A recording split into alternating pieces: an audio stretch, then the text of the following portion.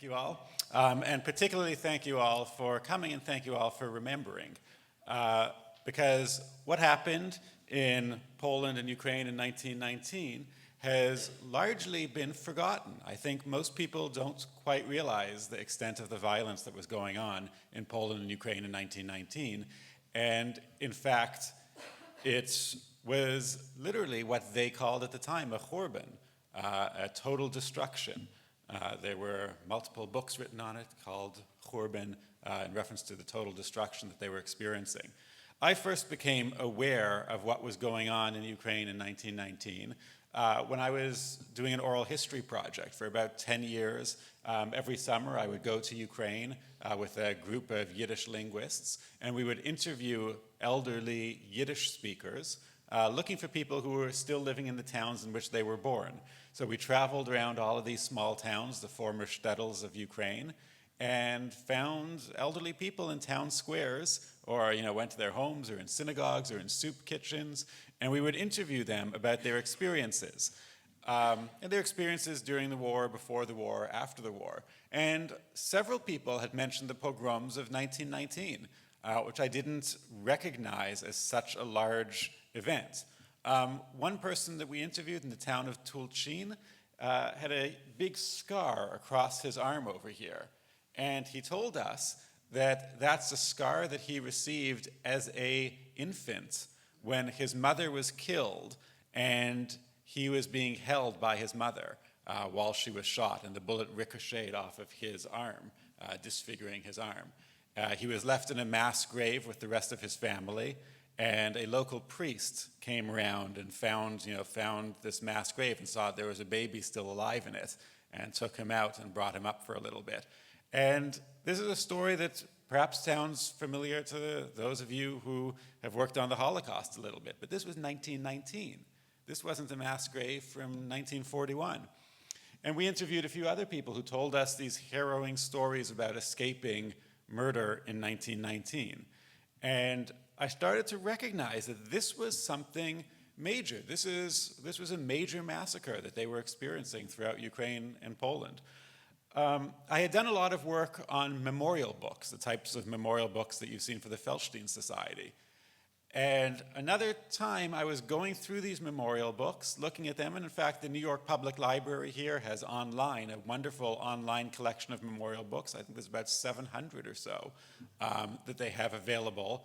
Not all of them are online, but there's several hundred that are online. And those are memorial books about the Holocaust, right? And in the aftermath of the Holocaust, Jews got together and did what Jews had been doing for generations in the aftermath of catastrophe, and there had been Jewish catastrophes for generations, and that is they recorded names of the dead in order to remember, and they documented stories and anecdotes about daily life, stories about school teachers that everybody loved in the town, or stories about the time a Yiddish theater group from Odessa came to visit, whatever the case may be, and they compiled these into these memorial books. As I say, there's hundreds of them available right here at the New York Public Library.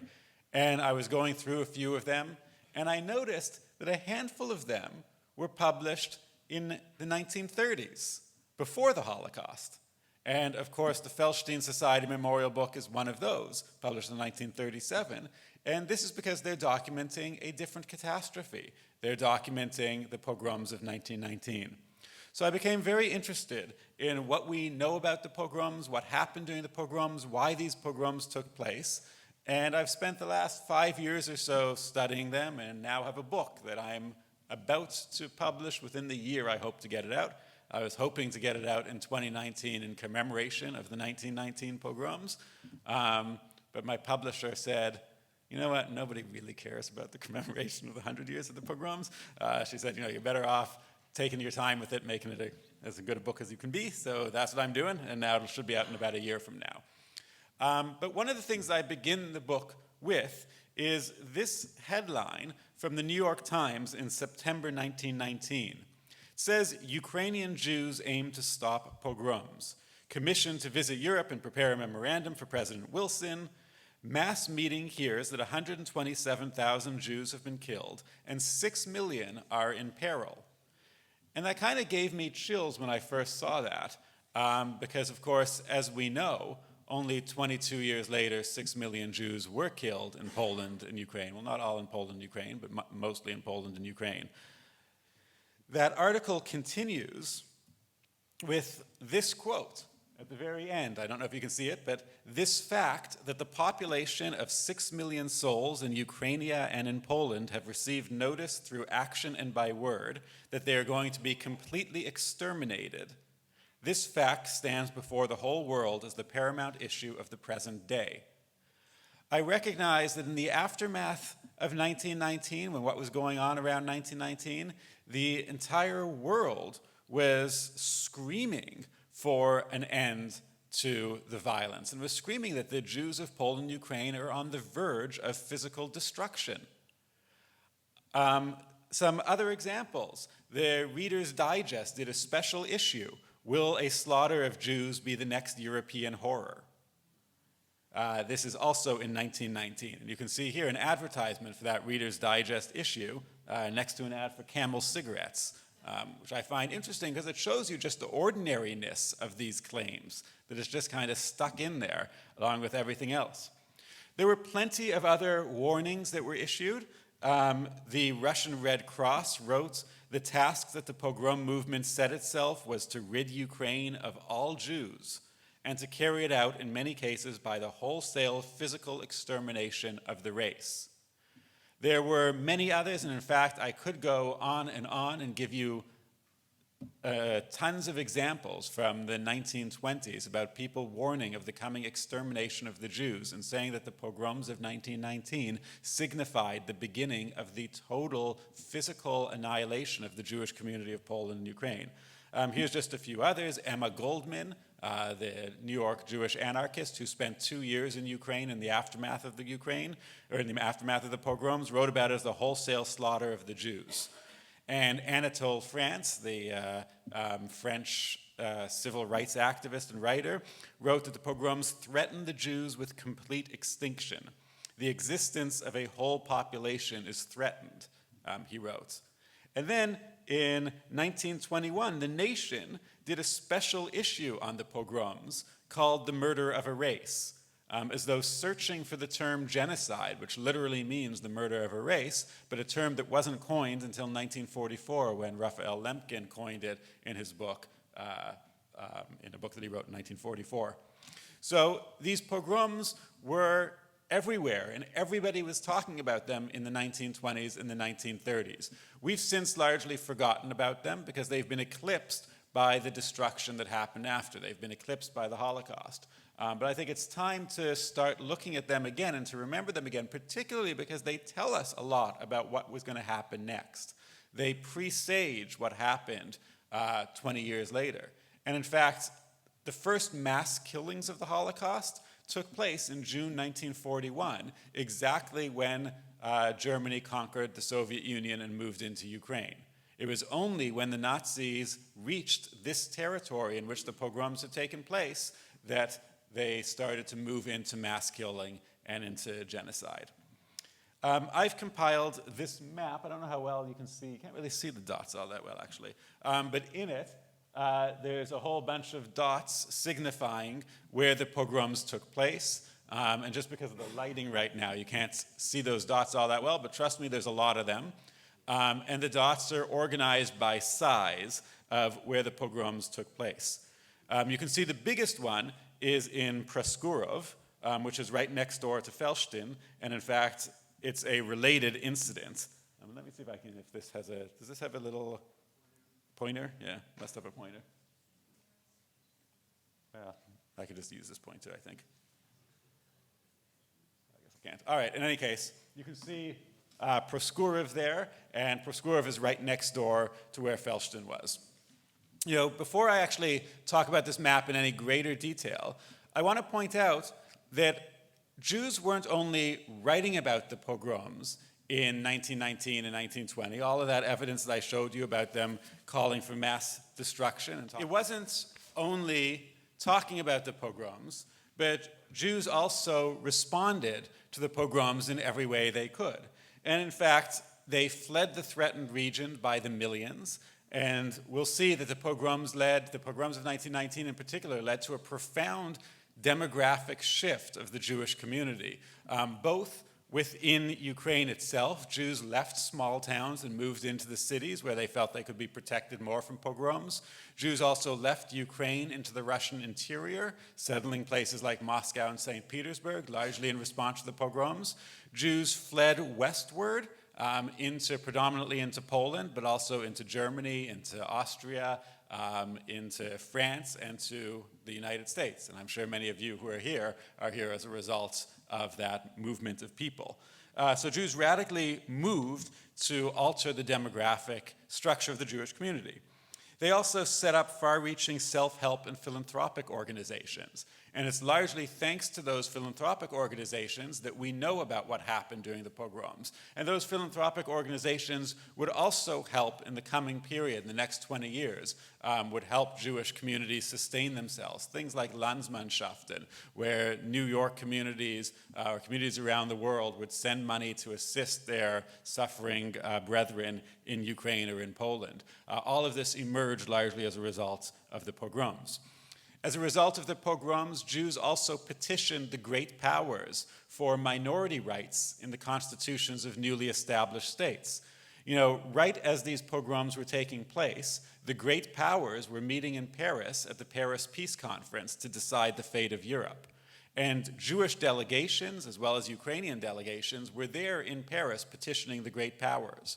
And one of the things that the Jewish delegations managed to do is to convince the great powers to really force the newly developed states of Poland and Romania to establish minority rights in those constitutions.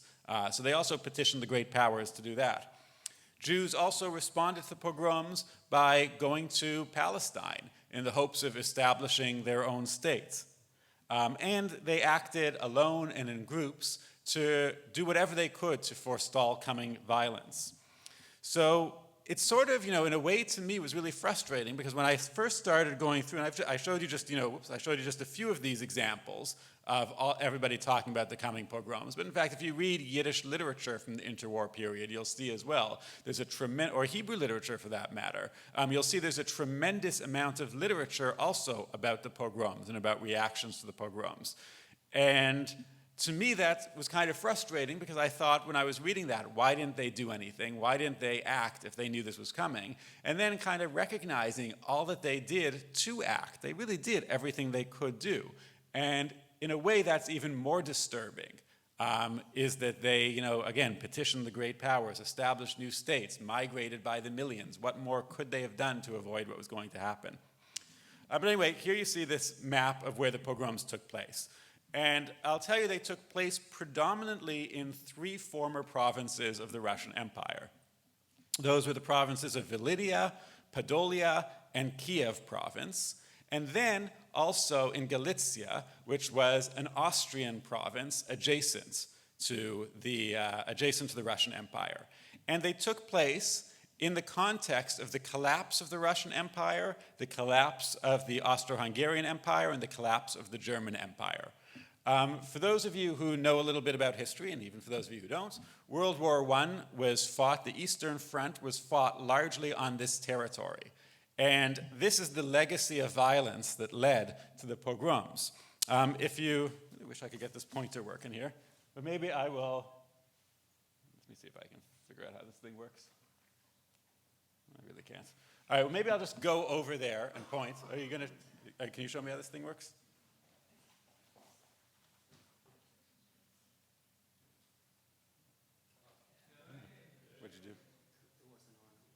Oh, it wasn't on, okay. All right. Okay, so there you can see. Oh, awesome, fun. All right. All right, so you can see in this map, all of this area over here is the 3 provinces of the former Russian Empire. So Volhynia is over here, which is where Proskourev and Felshtin were in Volhynia. Podolia is over here, and Kiev is over here. And these are the 3 provinces of the Russian Empire in which the majority of the pogroms took place. And then Galicia is over here, and there were also a whole other series of pogroms in Galicia. Proskourev and Felshtin were near the border between the Russian Empire and Austrian Galicia. They were on the Russian side, but very near that border. As a result of which, when Russia occupied Galicia during World War I, much of World War I was fought right around here, because this is where first Russia occupied Galicia during World War I, then Russia was kicked out, and then Russia lost Galicia again. So there was a great deal of violence and armies going back and forth over Galicia and going back and forth during this period. That meant that between 1914 and 1919, there was a whole generation of Ukrainians who were brought up in violence. People who were 13, 12 years old at the time. Schooling ended as the war took place. Their fathers went off and fought and often didn't come back. And they experienced violence of armies coming through their small towns and often burning down the towns. The Russian army burned down towns when it retreated. So this legacy of violence was very important because we'll see that a lot of the pogrom perpetrators were young people. They were 16, 15, 16-year-olds. They were young boys. And often their parents were even trying to save Jews and trying to get their kids to stop. And it's because these are kids who were brought up precisely in this period of war that was very important to come back in 1919. In 1917, the Russian Revolution took place, the Tsar fell, and then in November 1917, the Bolsheviks came to power. This was also very important in the former Russian parts, in Volhynia, Podolia, and Kiev provinces, because the Bolsheviks, and I'll talk about that in a minute, the Bolsheviks were strongly associated with the Jews. And people blamed the Jews for Bolshevik control. At the same time, the Bolsheviks also blamed the Jews, at least in the beginning of the war, and in fact, some of the first pogroms were perpetrated in Russia by the Bolsheviks, by the Red Army, because they associated Jews with the bourgeoisie. And often in this area, there were large sugar beet factories. Those sugar beet factories were often owned by Jews. And maybe I'm just going to skip ahead to a slide here to just kind of show you, whoops, going the wrong way. I'm going to skip ahead to a slide here to show you something here, to show you the difference between the two communities, between Jews and Ukrainians in this territory. You can see in that first chart over here, about 90% of the population of Ukraine, of these regions of Ukraine where the pogroms took place, were rural. About 90% of the people lived in farms, and about 11% of the total population lived in towns. By contrast, if you look at just the Jewish population of Ukraine, you'll see that 91% of the Jews lived in towns compared to only 9% of the Jews who lived in rural areas. So basically, the towns were Jewish and the countryside was Ukrainian. So the pogroms also began as country violence against the towns. During war, during shortages, when there was no food in the countryside, there was often food in the towns. And people saw that as the Jews hoarding food. The reason is because there was trading taking place in the towns. The towns were able to get food from other supplies, whereas the countryside that depended upon their own fields for food couldn't get food anymore once those fields had been burned down and armies had come through them.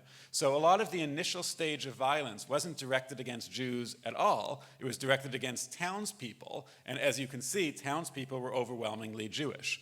In fact, Jews constituted about 14% of the total population of the area, but 43% of the urban population, meaning that in the urban population as a whole, in both these areas of Ukraine and Galicia, in the urban population, Yiddish was the most commonly spoken language.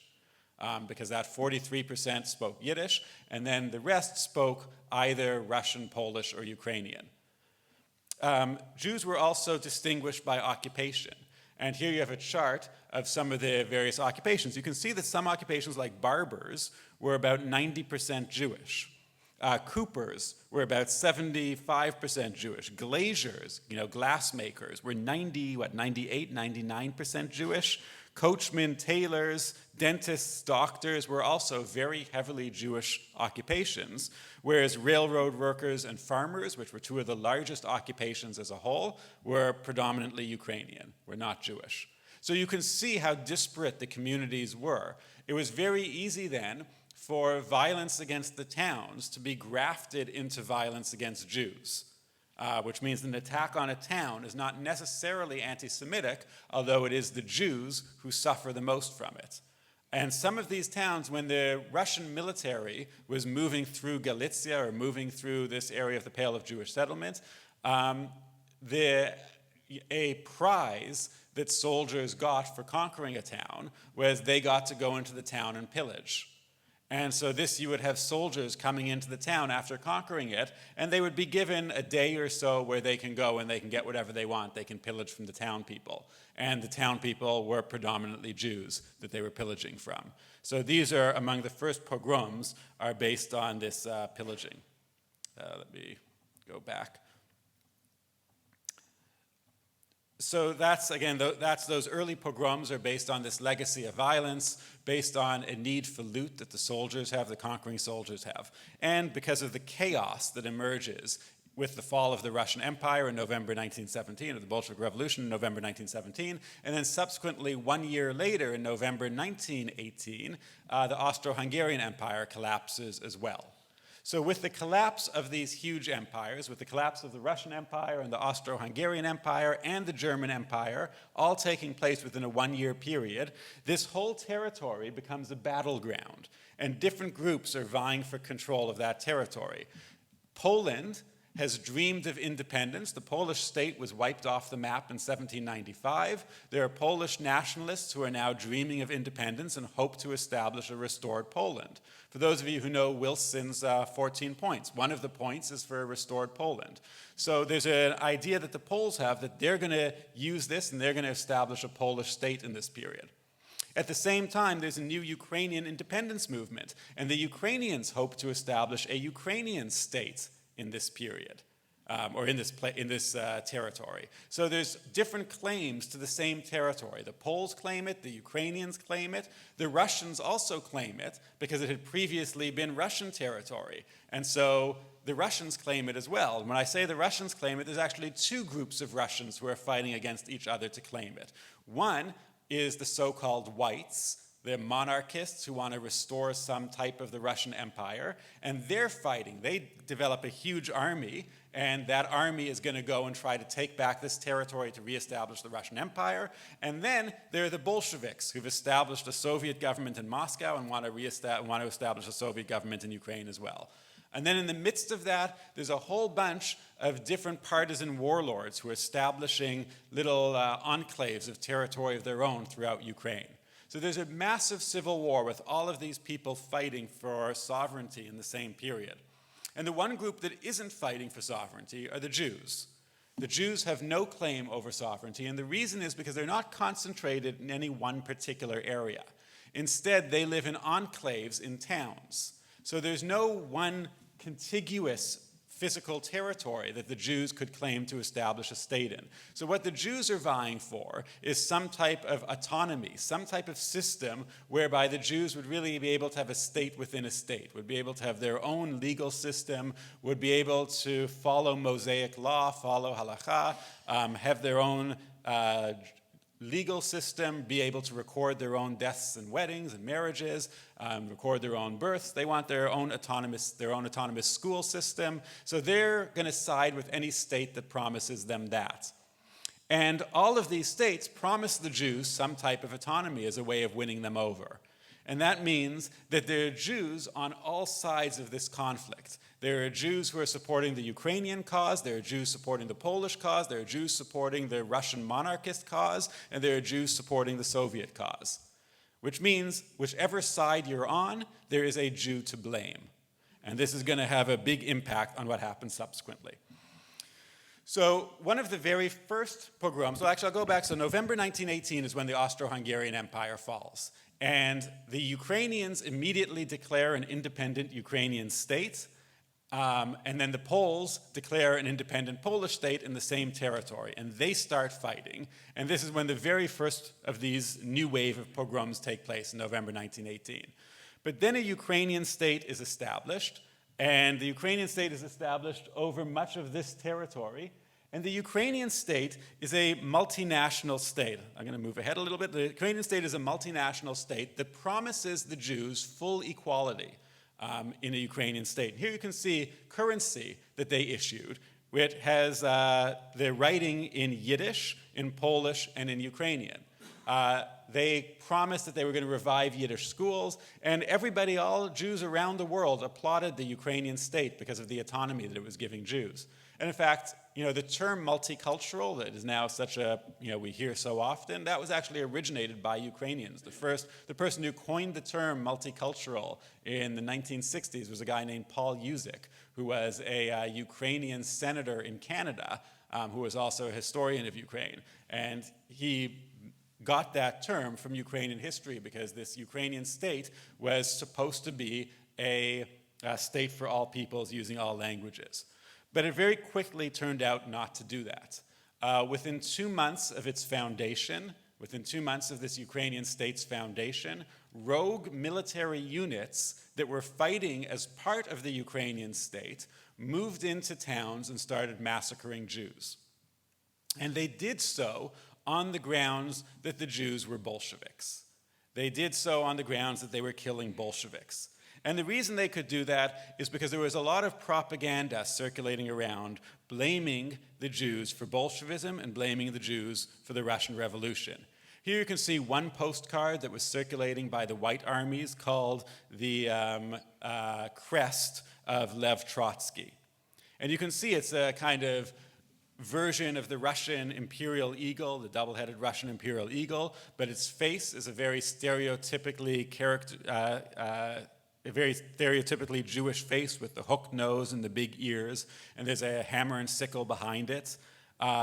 In the middle, it says Talmud over here in Russian. It says Talmud, there's a Star of David, and the crest of Lev Trotsky is holding a fish and a garlic clove, which are also symbols of Jews because Jews are alleged to smell like fish and garlic cloves. So it's a very anti-Semitic image that's trying to make the whole Bolshevik revolution seem like the work of Jews, and particularly Trotsky. Here's another one, another such image, and this you can see Christ being led to Golgotha, and there is Leon Trotsky in the corner looking on. Again, as though the Jews are to blame for the crucifixion of Christ, and particularly Leon Trotsky as that Jew who represents the Bolsheviks is blamed for the crucifixion of Christ. So people were really associating Jews with Bolsheviks, and Trotsky was the most prominent of the Bolsheviks because he was the head of the Red Army. He was also the chief negotiator. When the Bolsheviks met the great powers in the town of Brest-Litovsk, Trotsky was sent as the chief negotiator. And so when the great powers first met the Bolsheviks, they saw Jews. It was Trotsky, and actually 2 other Jews went with him as well. The entire negotiating team was made up of Jews at Brest-Litovsk. So you can see one of the warlords that moved into one of these cities and perpetrated a pogrom was a fellow by the name of Kozir Zirko, and he's alleged to have said, "I know that you are a Bolshevik, that all your kin are Bolsheviks, and that all the Yids are Bolsheviks. Know that I will exterminate all the Jews in the city, gather them in the synagogue, and let them know." And in fact, Kozir Zirko, he ruled over this town of Ovruch for 3 weeks and committed atrocities in that town. And we have the names of those who were murdered in the town because Jews assiduously kept records of who was being killed and what was happening. They recognized from the beginning that this was something that was different than other pogroms had been. And in fact, pogrom was becoming a very common word. Pogrom was first used in the New York Times. The first time that the word entered the international lexicon was in the 1880s, in 1881. The New York Times used it and defined it as riots against Jews. And that's what it was. And many of you have heard of the 1881 pogroms, I'm sure.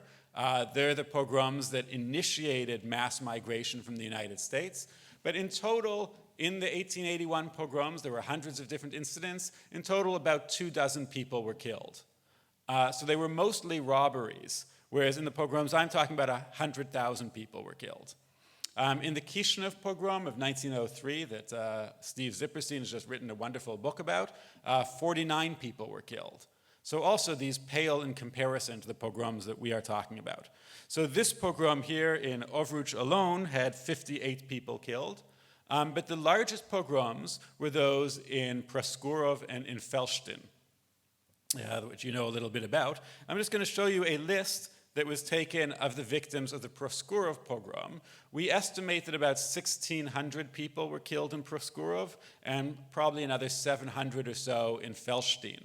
And this is a list that goes up to 911.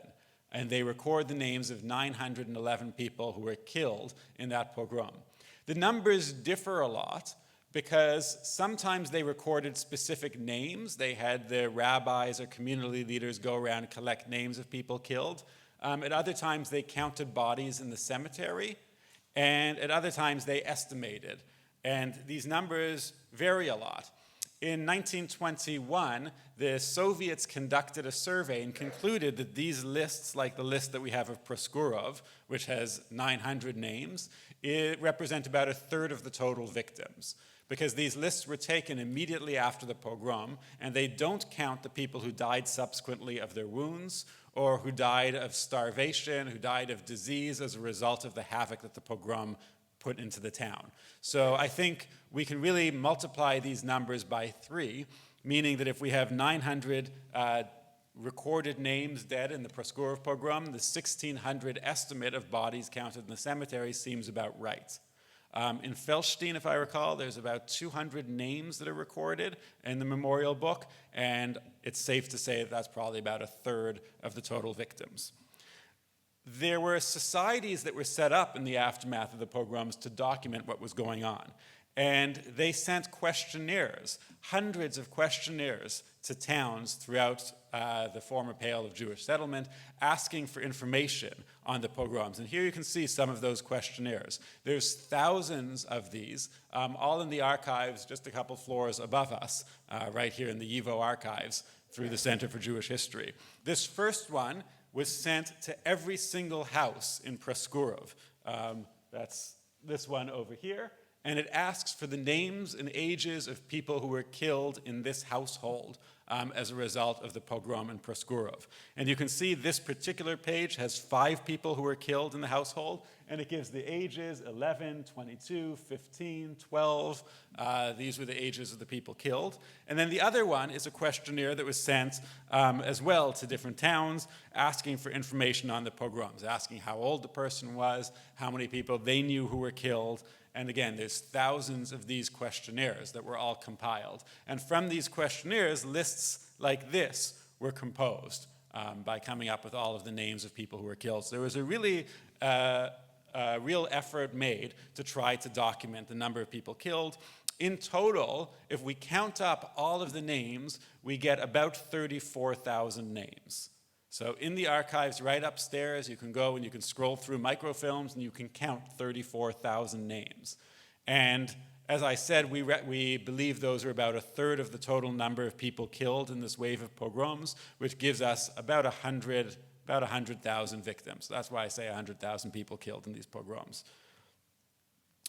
As I said, many of the people who perpetrated the pogroms, actually, first I'll say that some of these, like Kazuzirko, were generals. So the first wave of pogroms in January and February of 1919 were perpetrated by officers acting on behalf of the Ukrainian National Republic, right? So acting on behalf of, so I'm going through these, can't remember which way, acting on behalf of this government, of this multinational government, which ended up not being as multinational as they hoped it would be because it was generals from this government who were perpetrating the pogroms. And they're the ones who perpetrated the Proskurov pogrom as well as the Felshtin pogrom. In fact, there was a general by the name of Ivan Simosenko who led his army into these 2 towns and perpetrated those massacres. But the Ukrainian National Army disintegrated by February, March 1919, and instead a whole bunch of local militias appeared. And these are some of the soldiers in one of those local militias. This is led by a gang called Struk, by a guy named Ilya Struk. And these are some of his soldiers who were fighting and perpetrating among the worst massacres against Jews in the Kiev region. And you can see they're kids. You know, in these pictures, they're posing in a studio with outfits that clearly don't fit them. You know, they're outfits taken from some other, maybe from their parents or from their uncles or whoever, but they found some military outfits, they put them on. They're posing on a horse here, and you can see it's a toy horse that he's posing on. This is, these are Cossack warlords. They're pretending to be Cossack warlords. And you can see kind of how pathetic they actually look, where the horse even has a broken leg over here. And so the guy on the horse has to kind of delicately balance the horse to prevent it from falling over. And again, here you can see them in their floppy-fitting clothing. These are the people who were perpetrating most of the pogroms. Again, young people, young children who had grown up in this atmosphere of violence and atrocity. There have been various attempts to see how many different pogroms were perpetrated by different groups of people. In total, there were about 800 locations that were impacted by pogroms, and about 2,000 different pogroms that took place between 1917 and 1920 in this period. So about 2,000 violent riots taking place. Often they were led by military units of either the White Army or the Ukrainian Army or the Polish Army, and sometimes they were led by these local bands, like those young people that I just showed you. And the young people who led these local bands were peasant warlords. They were peasant warlords who had often gone to school with the people who they were killing. They lived next door to the people that they were killing. They just suddenly one day decided to take up a saber and go and kill their neighbors in 1919. So this is, an aspect that I'm trying to study a little bit more. We can see in this chart estimates that about 38 separate pogroms took place by the Poles, were perpetrated by the Polish military. These 38 pogroms were perpetrated predominantly in Galicia. About 54 pogroms were perpetrated by monarchists, by the White Army that was trying to restore a united Russia. About 54 pogroms were perpetrated by the Ukrainian nationalists. I had that wrong. These were perpetrated by the Ukrainian Nationalist Army. 93 pogroms were perpetrated by the white monarchists, and a stunning 509 pogroms were perpetrated by local warlords, by so-called bands of local warlords, so people like those kids that I just showed you. I'm going to talk about 5 more minutes about a little bit about the aftermath of the pogroms, and then I'll leave some time for questions. What happened after these pogroms and as these pogroms are going on is the Red Army was the first army to put an end to pogroms. The other armies, the generals, sort of looked the other way. Denikin, who was the head of the volunteer army, was a staunch anti-Semite, but he also didn't want his soldiers just randomly going around and committing atrocities. Although he himself blamed the entire revolution on the Jews, he didn't want his soldiers just rampaging through towns. But yet he was unwilling to actually put an end to the pogroms. Same thing with Petlura, who was the head of the Ukrainian National Army. He too had anti-Semitic sentiments, but didn't want his army perpetrating atrocities against Jews, but again wasn't willing to put an end to it. The Red Army, though, was willing to put an end to it. And the Red Army was unwilling to tolerate its soldiers perpetrating atrocities against Jews. What that meant is as the Red Army moved into these towns, Jews started to join the Red Army and started to see the Red Army as their savior. This then accelerated that process of associating Jews and Bolsheviks. So because the Bolsheviks were the only people who were willing to punish pogrom perpetrators, Jews flocked to the Bolsheviks, thereby cementing this image of Jews as Bolsheviks. Here we can see, some of these pogroms, as I said, were perpetrated by local people, by local peasant warlords. And afterwards, when the Bolsheviks established power, they set up military tribunals that went around and put to death the perpetrators of pogroms. And here you can see the sentence of one of those tribunals in the town of Slovichna that put to death a series of local peasant youth. They were 18 years old, and they were all put to death. All of these 18-year-old Ukrainians were put to death for having perpetrated atrocities against the Jews. This is a small town, Slovichna, so everybody knows everybody. And you can see the names of the people who were on that tribunal. And right here you can see Ratner, a very obviously Jewish name, and then, there's the other one, and then Feldman, also a very obvious Jewish name. So 2 of the 3 people who were on this panel of judges that sentenced these 17, 18-year-old peasants to death were Jews. And this same thing happened in town after town after town. The Bolsheviks tried to put an end to the pogroms and the violence by calling it a counter-revolutionary activity and executing the perpetrators. As a result, this animosity between Ukrainians and Jews is fueled even more. So that Boris Bogin, who was an aid worker for the Joint Distribution Committee, who had actually worked in Poland before moving to Ukraine, could say, it is important to note that the majority of commissars who carried out agitation against the Ukrainian authorities and military, who raised rebellions and carried out arrests, were Jews. And further, the revolution had turned Berdichev upside down, and the Jews who had been the oppressed were now the rulers of the town. Where the portrait of the Tsar once hung, they had placed an image of Trotsky. So, again, Jews embraced the Bolsheviks because the Bolsheviks protect them from the pogrom perpetrators.